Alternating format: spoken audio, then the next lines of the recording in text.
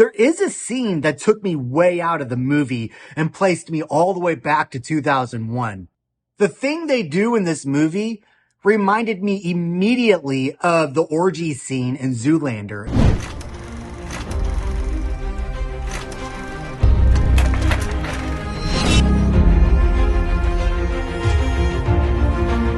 Forgive me for the change of scenery. We're on vacation and I didn't pack my green screen, but I did pack my little camera tripod. In case you're wondering, it's not my birthday, it's my son's. My birthday was a couple weeks ago, but I think my father-in-law actually set this up for me. Remember how Wicked Part 1 just got you so pumped? Like, just from beginning to end, the whole thing was a complete surprise. I had no desire to watch it. Not at all. And for some reason, I saw it, and it ended up being not only one of my favorite films of 2024, but one of my favorite films ever. So obviously, I was really looking forward to Wicked for Good. So it goes without saying that Wicked for Good automatically went into my best movies of 2025 way back in like February, because I just knew it was going to be absolutely amazing and blow us all away. And unfortunately, it didn't. I didn't feel the same magic as last time. And there's a few reasons for that. The first thing is, I feel like it hurts the film that there's not as many songs, because those are the best part of part 1. No matter how many times you've heard them, they redid them audibly and visually in such a way that they seemed so brand new. I describe Wicked Part 1 as the Disney movie Disney can no longer make. And it's just so animated and fun and jovial. And it's also got its very dark scenes, which is weird because I thought that this would be the better movie because it goes so dark. You know, we all saw it coming. It was going to get some dark places, and it really does. But to get to those dark places, Wicked for Good is a slog.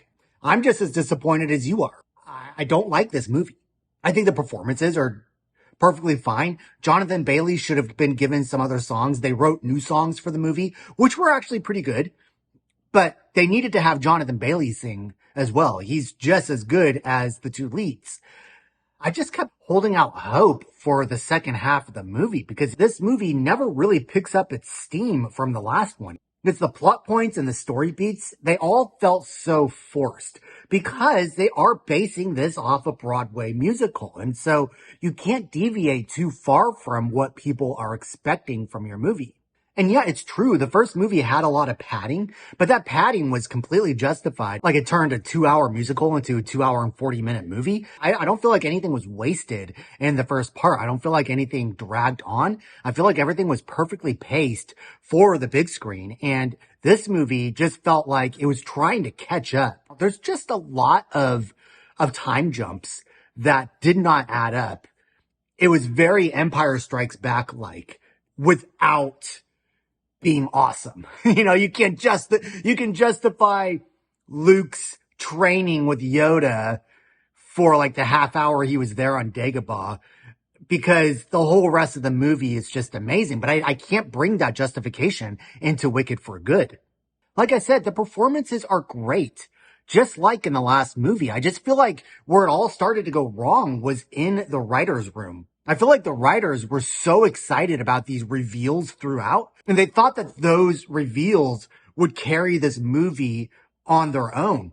And that's just not the case.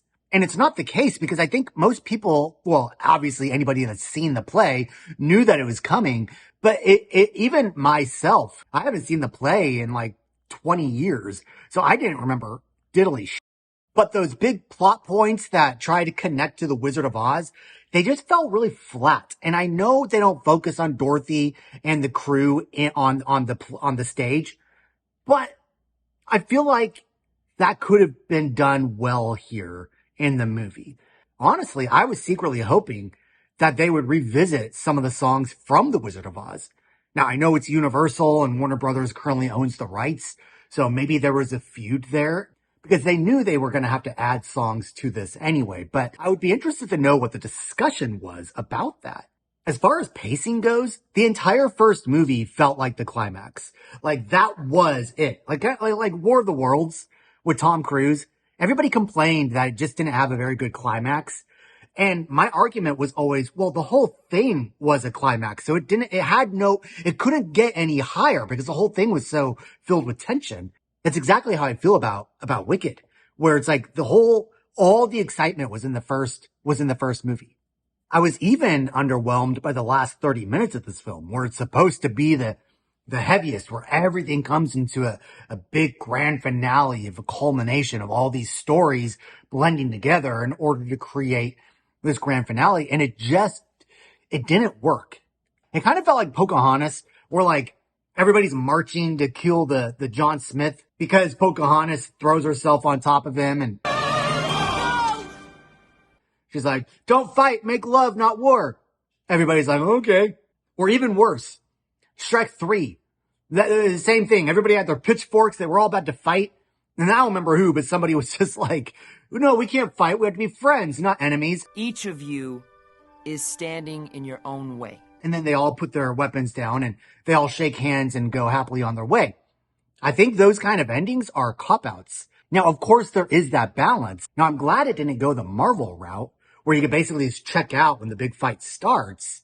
And so there was a middle ground that had to be found. And I don't envy the writers or anybody on the crew for for being tasked with the obligation of finding that middle ground. And unfortunately, I feel like they failed at finding it. It's not so bad that it like kills the first movie. It doesn't put a bad taste in your mouth. It doesn't make you regret the first movie was made. That's still one of my favorite movies of all time. Unfortunately, this is just one of those sequels that comes really, really, really far from meeting the standard that it was set. And there's gonna be a lot of people that love this movie. I hope lots of people find happiness and joy and fulfillment from this movie. I really do. I just wasn't one of them, and that's okay. That's all right. Because I just love the first one so much that I am happy with just that. You know, you could just watch that movie and then pop in Wizard of Oz and it's just the perfect like culmination. And I'm good with that. I probably won't watch this one again. And that's okay.